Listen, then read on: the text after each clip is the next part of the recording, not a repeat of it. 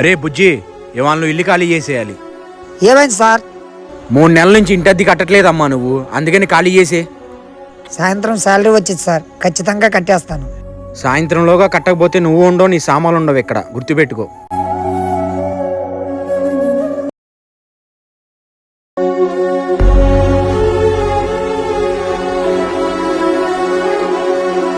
Sir ఇవాళ నేను ఇల్లు ఖాళీ చేసేస్తున్నా సార్. వద్దులేరా. ఏమైంది సార్? ఎన్నో సంవత్సరాల నుంచి నమ్మకంగా అద్దెకుంటున్నావు కదరా, ఎక్కడికి వెళ్ళొద్దులే, ఇక్కడే ఉండు. సరే సార్. జీతం పడింది, ఎలాగైనా ఇంటి అద్దె ఇచ్చేయాలి.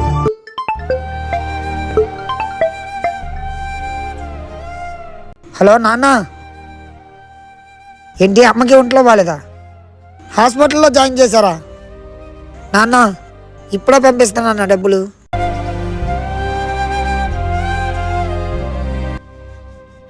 నాన్న డబ్బులు ఫోన్పే చేశాను. నేను సాయంత్రం వానర్ గారికి చెప్పేసి బయలుదేరుతాను. అమ్మని జాగ్రత్తగా చూడు నాన్న.